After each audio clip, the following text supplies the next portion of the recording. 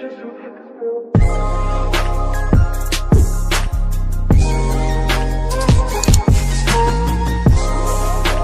good day everyone, we are the Group H.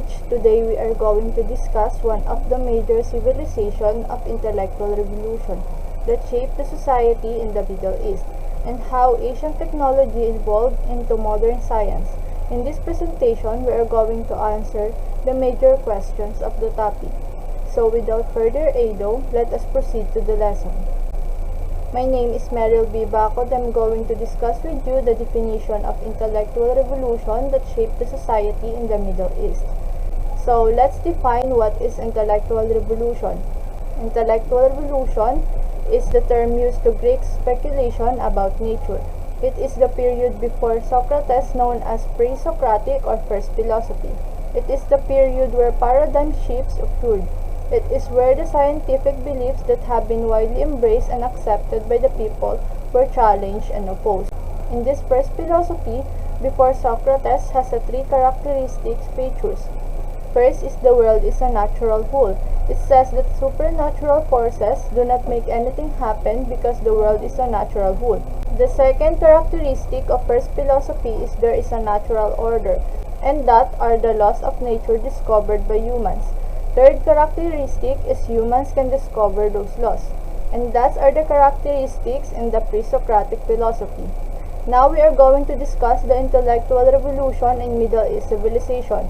Middle East civilization is considered as the home of the cradle of civilization, where many of the world's oldest cultures and civilizations were seen. The Middle East has a very rich culture and tradition. They also have an enormous contribution to science and technology. And that's all. Thank you. The medieval Europe saw a radical change in the rate of new inventions and innovations in the ways of managing traditional means of production and economic growth. These inventions and innovations include adoption of gunpowder, vertical windmills, spectacles, mechanical clocks, building techniques such as Gothic architecture and medieval castles, agriculture, maritime technology, and mechanical printing. These innovations helped them to advance the science at that time.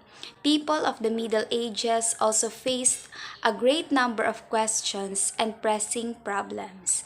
So those problems led them to research more. In order to find solutions, more and more intellectuals dared to study more about nature. This led to an enormous increase in the quantity and quality of innovation and eventually resulted in the scientific revolution of 16th and 17th centuries. I'm MARIAH KYAMKO, and I will be the one to discuss who are the key figures of intellectual revolution in Middle East. First is Caliphate al-Mansur. He founded the principal capital of Abbasid, which is called Baghdad, that turned into the biggest metropolitan region in 1930 AD. He is likewise the supporter of the popular city house called the Bait al-Hikmah, or the House of Wisdom, wherein it is a library that he opened for the scholars. His successor, Caliphate al-Rashid, accomplished this custom and upheld the translation movement. It is the point at which they send scholars all around the world and accumulate information from different nations to interpret it. Caliphate al-Ma'mun refounded the House of Wisdom as an international place for interpretation and research, and turned into the biggest library in the world in 1850 AD. He set up in Baghdad a compelling logical institute where the scholars made significant commitments to math, cosmology, and different fields. Ibn Rashid is a 12th century polymath, and he was referred to in the Western world as the commentator and the father of rationalism, since he became the writer of more than 100 books and treatises that remembered various critiques for Aristotle. Abu Mashar concentrated on stars. It worried about the interface that associated the earth, night sky, and the mankind. He concentrated on the stars and their divination power until they became an atheist. Next is Al-Biruni, is a prophetic fortune-telling, the legitimate Islamic meaning of astronomy was set up through fixing the direction and time of daily prayers and mathematical accuracy. This ancient philosopher endeavored to propose the heliocentrism, and in their time, the principal telescope was concocted. Next is Al-Khwarizmi, is a mathematician and astronomer whose significant works presented Hindu-Arabic numerals and the ideas of polynomial math. Next is Al-Jariza, who composed the Book of Information on Ingenious Mechanical Gadgets that contains many programmable machines and guidelines on the most proficient method to construct it. His prominent developments were medieval automatons, which explicitly programmable machine for music and household. Next is Abu Bakr al-Razi. He composed the book called The Virtuous Life, which is a clinical reference book, and the Al-Tib al-Nabawi, which is an Islamic prophet's medication noticed in Quran. Finally, Ibn Sina composed the book The Canon of Medication, which is the assortment of information from various philosophers assembled and incorporated together. Furthermore, in light of the incredible contributions of philosophers in Middle East development, it turned into the urban center of trade and knowledge. They are open for every individual who needs to share information. These vital figures contributed a lot in terms of religion, science, and technology up to this point, and in view of this, it helps many individuals across the world to clearly understand things where it is begun, and treasure each contributions that these philosophers added to our world, particularly in science and technology. Good day everyone, my name is CRISALENE CARIAZO from CBET 22702E and I'm gonna discuss the controversies met the revolution in the Middle East. So let's start with the philosophical controversies between Al-Ghazali and Ibn Rashid. So Al-Ghazali was a Muslim philosopher. He represents an important phase of Arab Islamic cultural history in the past and at the present.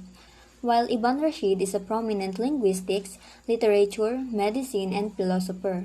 These two philosophers contributed to the growth of intellectualism in Islam.